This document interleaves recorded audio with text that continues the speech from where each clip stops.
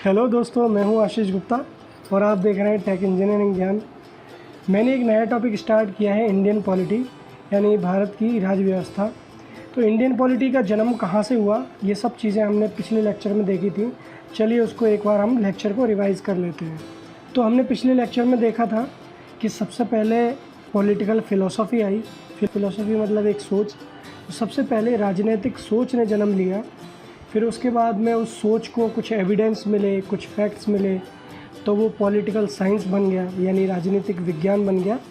और उसके बाद में फाइनली पॉलिटी यानी राज्य व्यवस्था का जन्म हुआ। पॉलिटिकल फ़िलोसॉफ़ी से पॉलिटी बनने में काफ़ी इवोल्यूशन हुआ और काफ़ी समय भी लगा।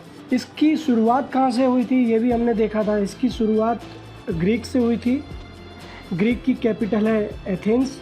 ग्रीक को हम यूनान भी बोलते हैं। फिर उसके बाद में हमने देखा था कि ग्रीक से एक विचारवादी हुए थे सुकरात। सुकरात के एक शिष्य थे प्लेटो काफ़ी इंटेलिजेंट बंदे थे। प्लेटो ने एक बुक लिखी है रिपब्लिक, जो कि काफ़ी इम्पोर्टेंट है और काफ़ी क्वेश्चन इससे पूछे जाते हैं। और इन्होंने एक इंस्टीट्यूशन खोला जिसका नाम था द एकेडमी।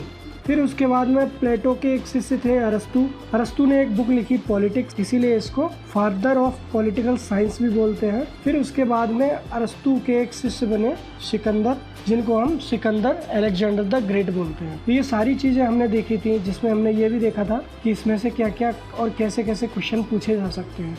इसमें आपको बुक का नाम दिया जाएगा कि रिपब्लिक बुक किसने लिखी है, और पूछा जाएगा कि भैया उसको किसने लिखा है। सुकरात ने लिखा है, प्लेटो ने लिखा है, अरस्तु ने लिखा है या फिर सिकंदर ने लिखा है। तो हमें याद रखना है, प्लेटो ने रिपब्लिक लिखी है और सुकरात ने कोई बुक नहीं लिखी है। सुकरात ने पढ़ाया है और बहुत सारे फैक्ट्स दिए हैं, बट उन्होंने कोई भी बुक नहीं लिखी है। उसके बाद में अरस्तु के बारे में हमने ये देखा था कि उन्होंने पॉलिटिक्स बुक लिखी है। इनको फादर ऑफ पॉलिटिकल साइंस भी बोलते हैं। और इनके जो शिष्य हुए सिकंदर, उनको अलेक्जेंडर द ग्रेट बोलते हैं। इसके बाद में हमने देखा था कि राज्य व्यवस्था दो चीज़ों से मिलके बनी होती है, एक राज्य और एक व्यवस्था। तो किसी भी राज्य को चलाने के लिए जो भी व्यवस्थाएं की जाती हैं वो सब राज्य व्यवस्था के अंदर आती हैं, यानी वो सब इंडियन पॉलिटी के अंदर आती हैं। हमने ये देखा था कि कोई भी राज्य कब बोला जाएगा, उसके लिए 4 एलिमेंट का होना बहुत ज़रूरी है। सबसे पहले आता है एरिया, दूसरा आता है पॉपुलेशन, तीसरा आता है गवर्नमेंट और चौथा आता है सोवरेनिटी। यानी कोई भी राज्य तभी राज्य बोला जाएगा जब उसके अंदर भूभाग हो, दूसरा पॉपुलेशन हो यानी जनसंख्या हो, फिर सरकार हो और फिर संप्रभुता हो। ये 4 एलिमेंट की डेफिनेशन कहाँ से आई? तो ये आई थी अपनी मोंटेविडियो कन्वेंशन से। मोंटेविडियो कन्वेंशन जो कि 1933 में उरुग्वे कंट्री में मोंटेविडियो कैपिटल में दिया गया। उरुग्वे कहाँ पड़ता है? वो पड़ता है साउथ अमेरिका कॉन्टिनेंट में। किसी भी राज्य की व्यवस्था के संचालन हेतु मूलभूत कानूनों का जो समूह है उसको हम संविधान बोलते हैं। ये भी हमने देखा था। The set of fundamental rules is known as constitution, यानी मौलिक नियमों के समूह को हम संविधान कहते हैं। अब हम संविधान की बात कर लेते हैं। Constitution is the set of fundamental laws that is design to govern the system of a state. यानी कॉन्स्टिट्यूशन फंडामेंटल लॉ का एक सेट होता है जो कि किसी भी राज्य को चलाने के लिए ज़रूरी रहता है। कॉन्स्टिट्यूशन कितने प्रकार का होता है? तो कॉन्स्टिट्यूशन यानी मौलिक नियमों का समूह, उसकी हम 2 तरीके से उसको डिफ़ाइन कर सकते हैं। एक तो based on the nature of document, दूसरा है based on nature of policy.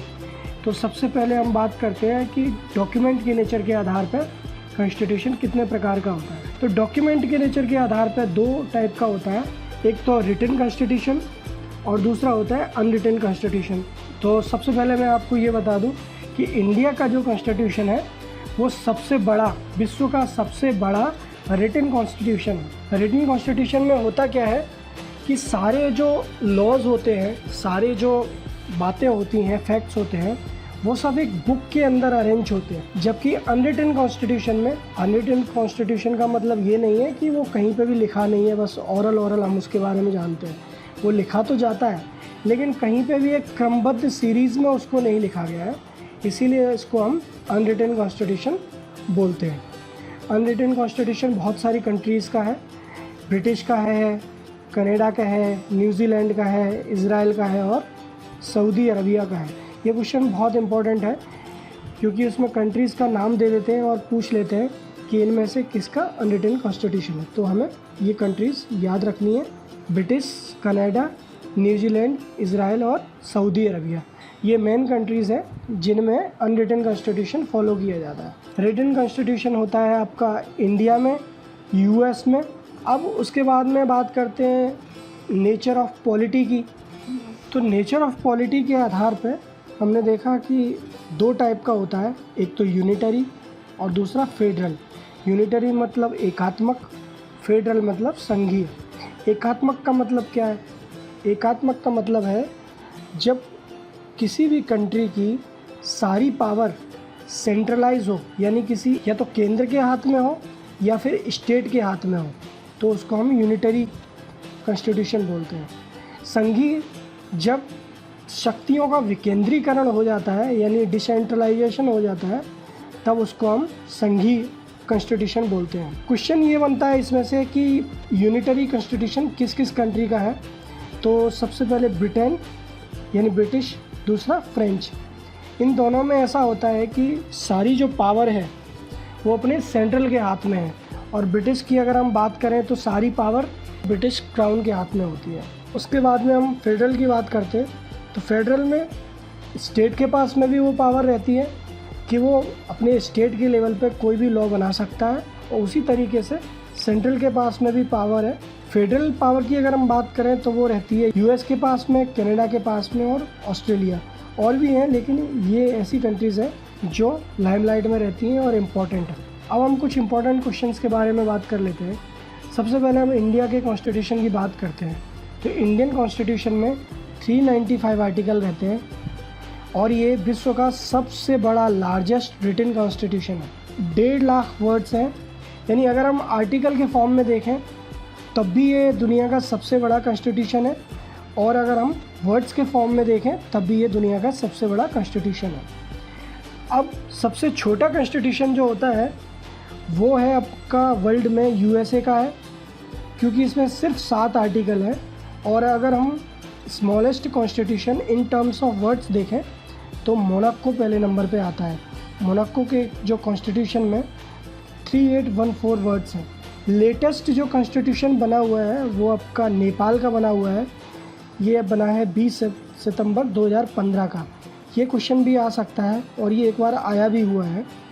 उसके बाद में अगर हम बात करें कि ओल्डेस्ट कॉन्स्टिट्यूशन किस कंट्री का है, तो वो आपका आता है यूएसए का। और यूएसए के बारे में हमने एक बात पढ़ी थी कि इसमें ये कॉन्स्टिट्यूशन सबसे छोटा है इन टर्म्स ऑफ आर्टिकल। इसमें सिर्फ 7 ही आर्टिकल हैं। और ये कॉन्स्टिट्यूशन कब बना था? तो ये बना था आपका 1789 में।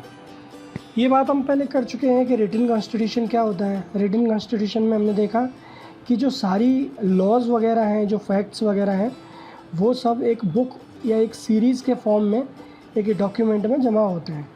तो इसके लिए उसको रिटन कॉन्स्टिट्यूशन बोला जाता है। Unwritten constitution, it involves due to customs, usages and tradition.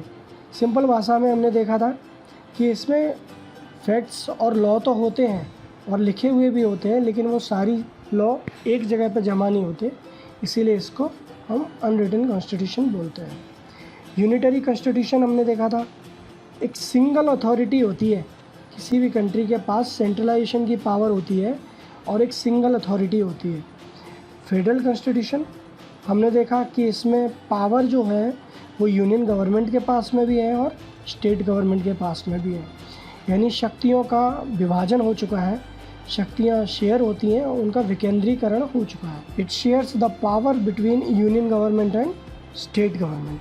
तो ये चीज़ हम पहले देख चुके हैं कि सबसे पहला जो रिटन कॉन्स्टिट्यूशन है वो आपका यूएसए का है, जो कि 1789 में आया, और इसमें 7 ही आर्टिकल हैं, और ये दुनिया का सबसे छोटा रिटन कॉन्स्टिट्यूशन। उसके बाद में एक चीज़ देख लेते हैं कि बिल किसको बोलते हैं और एक्ट किसको बोलते हैं। बिल होता है विधेयक। जब भी हम कोई बिल है उसको हम संसद में लेके जाते हैं और लोग मिलके जब उसको मंजूरी देते हैं तो वो एक्ट बन जाता है, लेकिन पारित होने के पहले इसको हम बिल कहते हैं। सोवरेनिटी की डेफिनेशन हमने देखी थी, जब निर्णय लेने की स्वतंत्रता जब किसी देश के पास में आ जाती है, चाहे वो बाहर के निर्णय हो या अंदर के निर्णय हो, तब वो देश सोवरीन हो जाता है। तो ये डेफिनेशन कहाँ से आई थी हमारी? ये आई थी मोंटेविडियो कन्वेंशन से। तो सरकार क्या होती है? सरकार होती है शासन का मूर्त रूप। इसके 3 अंग होते हैं, विधायिका, कार्यपालिका और न्यायपालिका। विधायिका मतलब लेजिस्लेचर, कार्यपालिका मतलब एग्जीक्यूटिव और न्यायपालिका मतलब जुडिशरी। विधायिका जिसके पास में लॉ बनाने की पावर है, इट मेक्स लॉ। केंद्रीय लेवल पे संसद हो गई, राज्य स्तर पे आपकी विधानसभा, राज्य विधानसभा हो गई।